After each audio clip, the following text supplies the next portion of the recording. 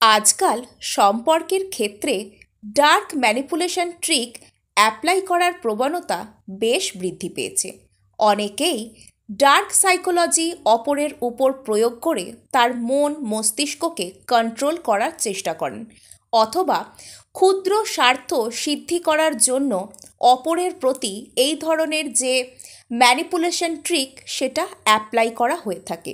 তাই আজকে আপনাদের সাথে শেয়ার করব এমন কিছু সাইন যেগুলো আপনাদের সাথে যদি ম্যাচ করে যায় তবে আপনারা বুঝতে পারবেন কেউ আপনাদের উপর এই ডার্ক ম্যানিপুলেশন ট্রিক অ্যাপ্লাই করছে কিনা।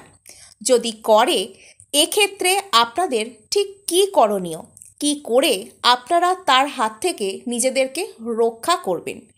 এবং ডার্ক ম্যানিপুলেশন ট্রিক এমনই একটা বিষয় যেটার কবলে যদি আপনি পড়েন, এটা এত দ্রুত কাজ করবে এবং এমনভাবেই আপনাকে কন্ট্রোলে নিয়ে নেবে, আপনি বুঝতেও পারবেন না যে কোনো একজন মানুষ আপনাকে নিজের কথা মতন কত দ্রুত কন্ট্রোল করতে পারবে এবং আপনার জীবনে সে একটা অপরিহার্য বিষয় হয়ে উঠবে, অপরিহার্য মানুষ হয়ে উঠবে কোনো কিছু করা ছাড়াই।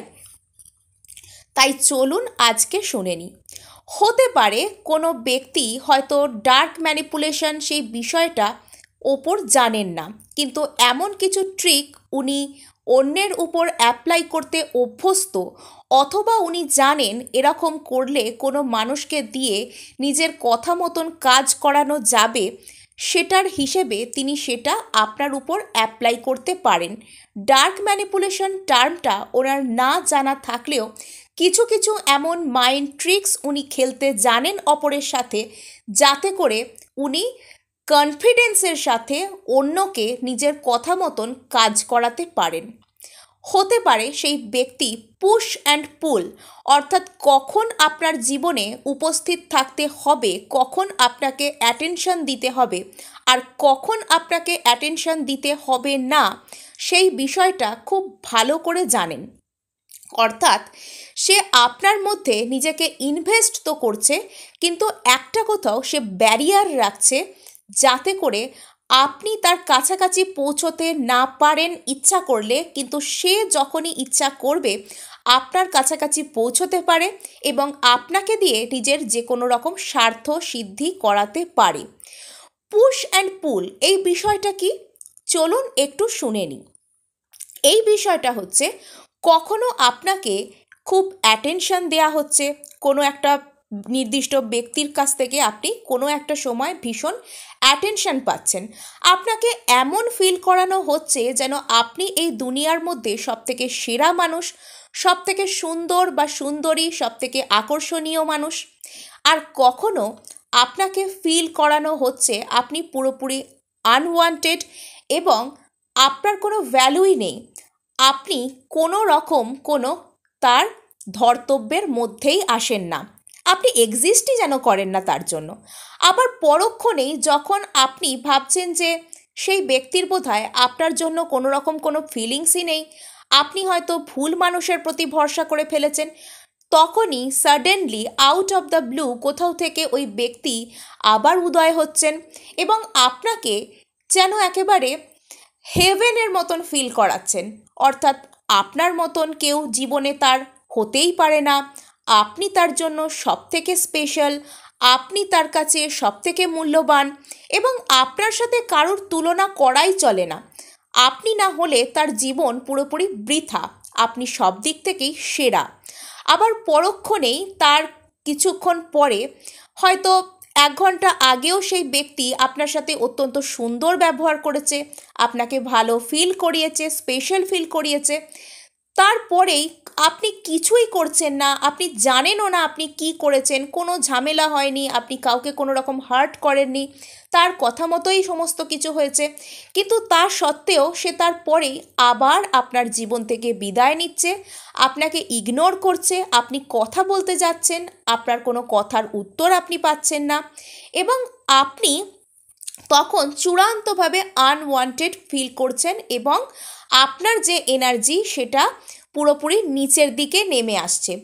আবার কিছুদিন পরে, 1 সপ্তাহ, 4 দিন, 5 দিন, 1 সপ্তাহ পরে যখন আপনার যে মানসিক অবস্থা, যে ইমোশনাল ব্যালেন্স, সেটা যখন একটু থিতু হয়েছে, সেটা যখন একটু স্টেবল হয়ে গেছে, তখনই আবার ওই ব্যক্তি আপনার লাইফে এন্ট্রি নিচ্ছেন এবং আপনাকে আবার সেই ভালো ভালো জিনিসগুলো ফিল করাচ্ছেন এবং আপনিও তার কথা মতন চলতে আরম্ভ করছেন। তার পরক্ষণে আবারও সেই ব্যক্তি সেখান থেকে চলে যাচ্ছেন। এটা হচ্ছে পুশ অ্যান্ড পুল। এরকম ঘটনা যদি আপনার সাথে একবার ঘটে, দুবার ঘটে, ইটস কোয়াইট নর্মাল। এটা সাধারণ বিষয় হতে পারে। সবসময়তেই জরুরি নয় যে কেউ আপনার ওপর ডার্ক ম্যানিপুলেশন ট্রিক অ্যাপ্লাই করার জন্যই এরকম করছে। কিন্তু যদি এরকম ঘটনা বারংবার ঘটে এবং এটাই একদম রিপিটেড প্যাটার্ন হয়ে থাকে, তাহলে বুঝবেন যে কিছু না কিছু এখানে গলতি রয়েছে। কোথাও না কোথাও আপনি একটা কোনো খারাপ জিনিসের শিকার হচ্ছেন এবং এই জিনিসটা এত মারাত্মকভাবে কাজ করবে যে আপনি পুরোপুরি তার কথা মতন চলতে বাধ্য হবেন। আপনি এটা চেষ্টা করবেন সবসময় তাকে হার্ট না করতে, সে যা বলছে তাই করতে, তার অ্যাটেনশন পেতে, এবং আপনি নিজের মধ্যেই কোনো রকম কোনো শর্টকামিংস খুঁজে বের করার চেষ্টা করবেন। আমি বোধহয় এটা করেছিলাম তাই সে রেগে গেল, আমি বোধহয় ওটা বলেছিলাম, ওটা বলাটা আমার উচিত হয়নি। আপনার নিজের মধ্যেই কোথাও গিয়ে একটা গিল্টি ফিল হতে শুরু করবে। আপনারই কোনো দোষ ছিল, সেটা আপনি মেনে নেবেন। অনেক ক্ষেত্রে নার্সিসিস্ট সম্পর্কেও এরকমভাবে মানুষকে সোর্স হিসেবে ইউজ করা হয়।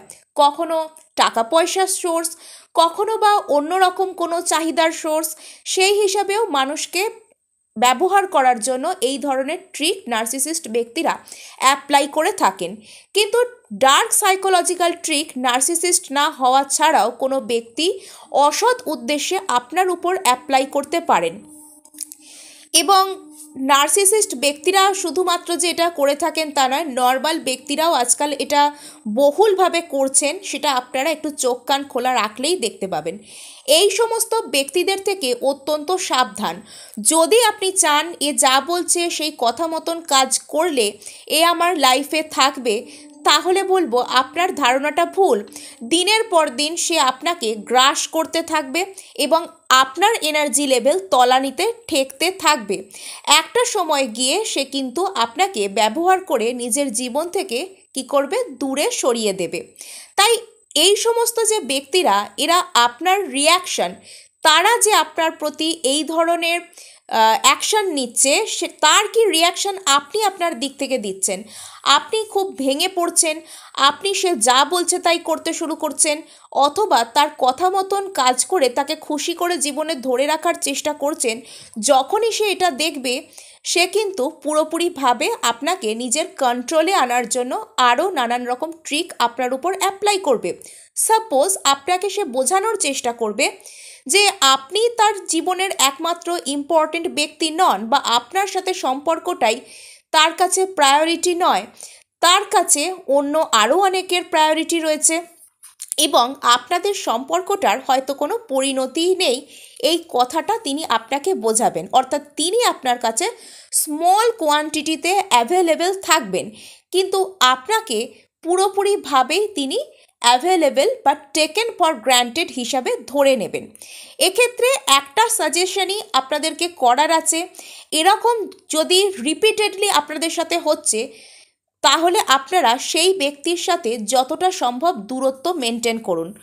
যখন সে আপনাকে কোনো রকম কোনো কথা বলতে আসবে, এমন তাকে রিয়াকশান দেখাবেন যেন তার আপনার কাছে আলাদা করে কোনো মূল্যই নেই, এবং সে তখন নিজে যে এই সমস্ত কাজগুলো করছে, কোথাও গিয়ে তার সেই কনফিডেন্স লেভেলটা আঘাতপ্রাপ্ত হবে, তার ইগোও হার্ট হবে। জরুরি নয় যে সে তার পরের দিনই আপনার সামনে এসে কান্নাকাটি করে হাত জোড় করে আপনার জন্য বেগিং করবে বা ক্ষমা চাইবে, কিন্তু কোথাও গিয়ে এই ধরনের ব্যক্তিরা কি করবে, তারা তাদের যে কনফিডেন্স লেভেল, তাদের যে ইগো, এইগুলো করে যে মানুষের ওপর জেতা যায় না, সেই বিষয়গুলো সম্পর্কে তারা অবহিত হবে। এই ধরনের বিষয় যারা করেন অন্যের উপর, তাদের থেকে যতদূর সম্ভব সাবধানে থাকার চেষ্টা করুন। এরা কারোর জন্যই অ্যাকচুয়ালি ভালো হয় না।